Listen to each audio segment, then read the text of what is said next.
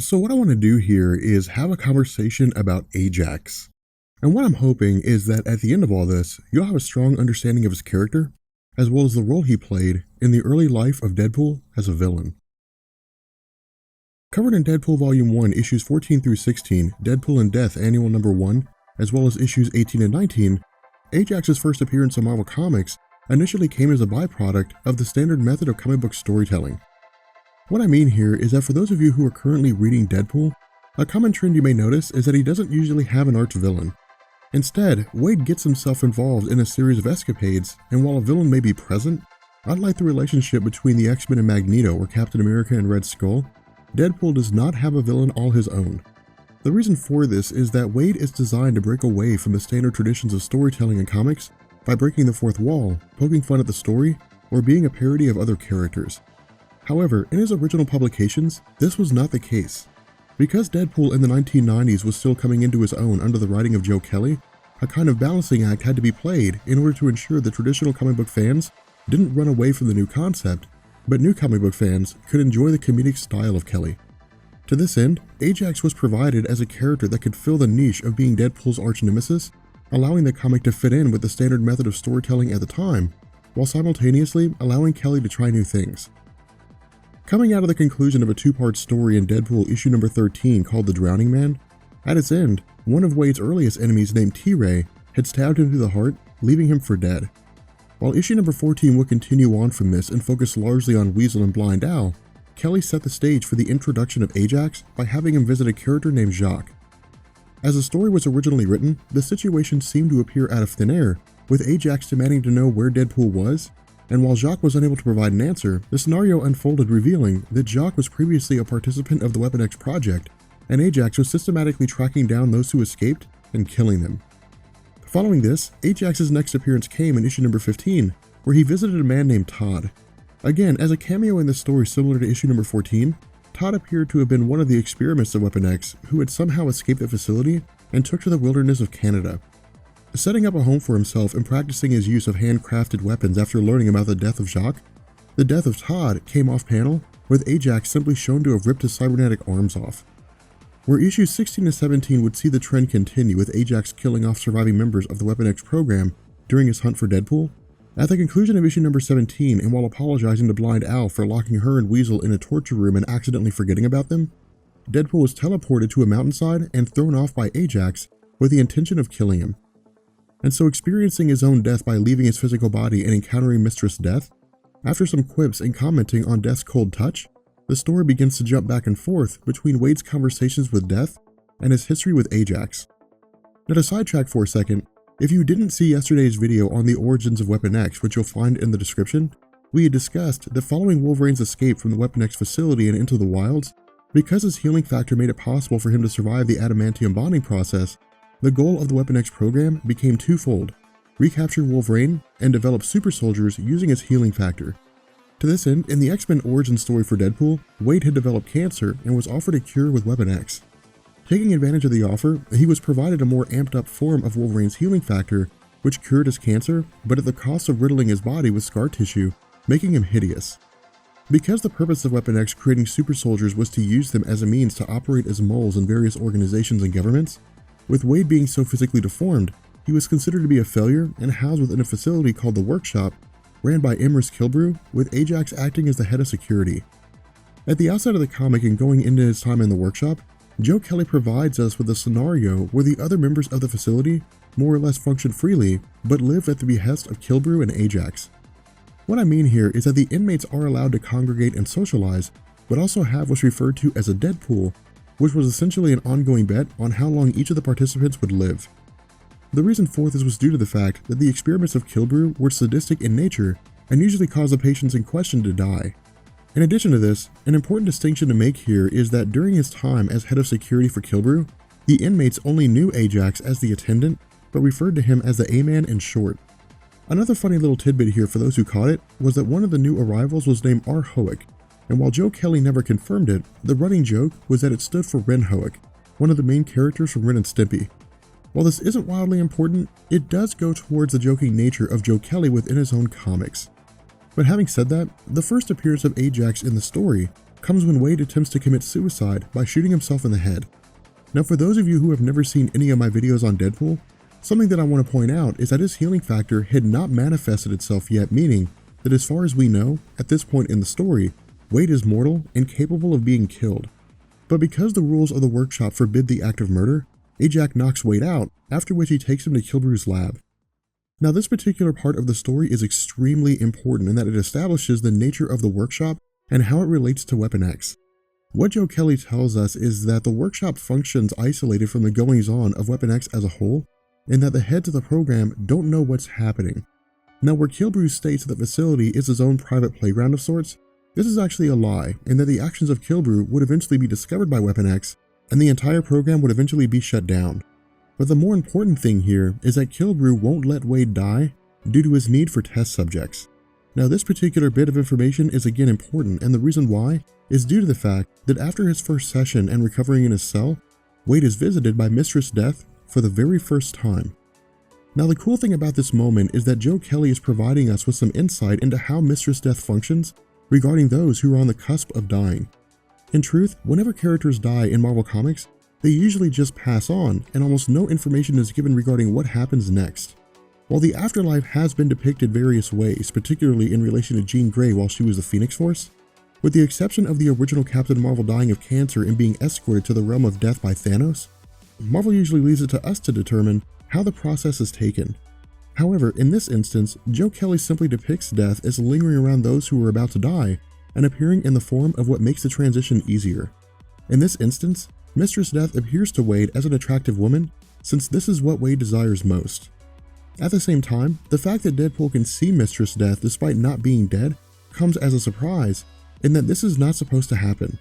However, the reason for this anomaly is revealed to be due to the fact that the only thing Wade wants in the world is to be spared his life of suffering and die. But because the actions of Dr. Killbrew keep this from happening, Mistress Death states that until it does, Deadpool will be made to suffer horrific experiments unless he can find a way to end his own life. Now, focusing back on Ajax, the animosity between himself and Deadpool is expanded on by Kelly when he tells us that after his experience with Mistress Death, Wade attempts to kill himself several times. Where one instance saw him attempting to use a fork and another instance saw him trying to hang himself, each time his actions were caught and stopped by Ajax, with Deadpool being sent to the lab of Killbrew. To this end, Wade's early hatred of Ajax wasn't due too much to how he was treated personally, as much as it was due to the fact that Ajax was keeping him from being with Mistress Death. And so after being confined to a wheelchair and having his arms and legs immobilized, Joe Kelly provides us with an expanse on who Ajax is and what he's capable of. What we're told is that Ajax himself is a former experiment of Killbrew, and that his nerves were removed to keep him from feeling pain, his mind was psychologically conditioned to follow orders, and implants have been placed throughout his body, allowing for enhanced strength, speed, and durability. Furthermore, after learning that Ajax's real name is Francis and that he hates that name, Deadpool begins to taunt him with it. Now, the reason for Wade doing this is to goad Ajax into killing him. However, because of the rules of the workshop, unless an inmate dies accidentally at the hands of Killbrew's experiments or Killbrew himself sanctions their deaths, under no circumstances can an inmate be killed by Ajax or anyone else. At the same time, the importance of Deadpool making fun of Ajax is that in truth, his authority is being subverted. Prior to Wade arriving, the power of Ajax was unquestioned out of fear that those who challenged his authority would be taken by Ajax and tortured for hours on end. However, after Wade's arrival and because of his desire to die, he was essentially a man with nothing to lose and no fear of death, meaning the angrier he could make Ajax, the better chance he stood of being killed. And so, taking the problem of Dr. Killbrew, the case that Ajax makes here is that the constant taunts of Deadpool in the face of the other prisoners erodes Ajax's ability to effectively keep them under control. Now, the response of Killbrew is also very important, and the reason why is that Killbrew states that the prisoners never respected Ajax and simply followed his orders out of fear. Now, the difference between these two things is that rather than Ajax operating as someone who can ease the suffering of the prisoners, who in turn would follow his instructions willingly, Ajax abused and taunted them, meaning that like any bully, the one thing that he fears the most is someone standing up to him and usurping his power. And so, moving away from responding directly to Deadpool's taunts by punishing those around him, the focus of Ajax turns to Deadpool's friend Worm. Now, something that I hope you notice here is that Deadpool is not the silly and goofy version of his character that you may be familiar with, and instead is largely angry. The reason for this is that unlike Christopher Priest, Daniel Way, or Jerry Duggan, who largely focus on the slapstick nonsensical version of Wade, when Joe Kelly was writing the character, the emphasis was on dark humor and less silliness, an aspect of his writing style that has led some to claim that his run on Deadpool is the best. But the actions of Ajax here are twofold. The first is the punishment of Deadpool by making those he cares about suffer, and the second is in doing so, goad Deadpool into killing Worm for the purpose of sparing his pain after being lobotomized. Now this moment was essentially the point when Wade's hatred for Ajax shifted away from the fact that Ajax was keeping him from Mistress Death and simply focusing on Ajax as a mortal enemy. The reason for this was due to the fact that while Deadpool had previously killed people himself during his time as a mercenary, those individuals were warlords, dictators, drug runners, and other kinds of criminals. The moral policy of Wade is actually an adherence to the idea that innocent people should not be made to suffer for the actions of another, and that the cruelty displayed here by Ajax and his willingness to hurt innocent people was something Wade wouldn't tolerate. However, because Mistress Death had appeared and coaxed Deadpool into euthanizing Worm, Wade had broken the rule of the workshop that regardless of his motives, he had killed an inmate, meaning that Wade himself would be sentenced to death. Now this moment in the story is probably the most important, and the reason why is that it marks the instance of Deadpool's healing factor manifesting for the first time. What's also ironic about this is that Deadpool had been attempting to secure his own death for quite some time, or goading Ajax into killing him, but because one of his friends had been killed in retaliation by Ajax, it had actually given Wade a reason to stay alive, if for no other reason than to get his revenge on Ajax. And so after having one of the instruments plunged into his chest, destroying his heart in the process, because his fate essentially seemed sealed, Wade embraces Mistress Death under the belief that his life will finally be at peace. However, at the moment of his death and in the process of preparing to cross over, his healing factor kicks in and his heart's healed. Now what Joe Kelly tells us is that the healing factor of Deadpool would never have kicked in had it not been for Ajax. The reason for this is that after the death of Worm, Wade's hatred became so extreme that it overrode his desire to die, jumpstarting his healing factor into action and keeping him alive. At the same time, where Mistress Death tries to talk Deadpool into calming down and allowing his rage to dissipate, Wade actually discards her for a bit, giving in to his will to live. And so taking to the armory and loading up on guns and ammo, Deadpool provides us with his explanation of why he remained alive despite having wanted to die so frequently. What he tells us is that while death was his one pursuit, after Worm was lobotomized and Deadpool had to execute him, Wade was unable to forget the image of Ajax smiling through the whole ordeal. Now where the actions of Deadpool leave Ajax for dead, allowing the other prisoners to escape their incarceration, Joe Kelly also tells us that Wade didn't fully grasp the situation. What I mean here is that in the mind of Deadpool, his healing factor restoring his heart and allowing him to kill Ajax was viewed as temporary, and that following his revenge, he expected to be reunited with Mistress Death and journey to the afterlife. However, within Marvel Comics, Mistress Death is more of a ferryman than an actual killer, and that while she does have the power to strip an individual of their life essence, this would result in throwing off the balance of life and death. As a result, an individual has to succumb to their ailment in order for Mistress Death to take their spirit into the afterlife, meaning that because nothing can kill Wade, reality itself will always find a way to keep him alive, hence the reason for why he was thrown back in time to the original Secret Wars event after the incursion and the death of Deadpool's storyline. And so where the comic shifts its focus back to the present day, because the story as it unfolded so far had been a mental flashback of how Deadpool met Ajax in death for the first time, with his physical body lying unconscious on the ground, Ajax assumes Deadpool's death and simply walks away. Now for Joe Kelly, the issue that he faced here was that with Deadpool's backstory established and Ajax introduced as the catalyst for his healing factor, the focus was split between wrapping up the Ajax storyline and determining whether Ajax should remain as a major foe. But because the villain T-Ray had already proved to be popular as Deadpool's arch-nemesis at the time, it made no sense to have two main enemies for a single character. And so looking to eliminate Ajax and bring the storyline to an end, Kelly provided a follow-up with the escapees killed by Ajax appearing to Wade and informing him that because Deadpool swore on all that was holy to kill Ajax, a bond of sorts was forged, meaning that the spirits of those Ajax killed couldn't rest until he was dead. While this is a flimsy piece of logic to use as a follow-up, in truth, it's actually meant to be that way. Again, Joe Kelly always wanted to emphasize comedy and action during his run rather than using standard superhero themes. Where Captain America or Avengers comic would have seen the story conclude with Ajax dying in the facility, a hallmark of Kelly's writing style was using corny themes as a way to keep the Deadpool stories going. To this end, Kelly followed up to Ajax leaving by focusing on his character and providing some measure of the events that transpired after the fall of the workshop. While Kelly doesn't give us a lot to work with here, what he does tell us is that Ajax had kidnapped Dr. Killbrew following his escape and had held him prisoner. Now, Kelly does not provide us with an explanation of what led to Ajax amped up in a cybernetic form, and in truth, he doesn't really need to. The overall theme here is that following his initial defeat by Wade and abandonment of the workshop, much like Deadpool's hate jump-starting his healing factor, Ajax's hate overrode his mental conditioning, allowing him to operate for the sole purpose of tracking down and killing Deadpool. Where he had believed his goal to be accomplished and returned to Killbrew, the fact that the good doctor was missing led Ajax to realize that Deadpool had actually survived and had taken Killbrew. And so with the spirits following Deadpool to ensure that he makes good on his oath, a final battle ensues between the now cybernetically enhanced Ajax and Wade. At this point, we can actually see the influence of standard comic book storytelling in the comic, and that the battle between Wade and Ajax is pretty run-of-the-mill. What I mean here is that within the realm of comic books, the best stories are the ones which focus more on the emotions of the characters involved, more so than outright conflict. Because this entire arc had laid the groundwork for the hatred between Ajax and Deadpool, the animosity is prevalent both within the way the two relate to one another through their words, as well as their actions. At the same time, and in an effort to close up all loose ends, with Wade having saved Killbrew from the hands of Ajax even if only for the purpose of gaining his own revenge, Joe Kelly has Killbrew sacrifice his own life as atonement for his past actions while running the workshop.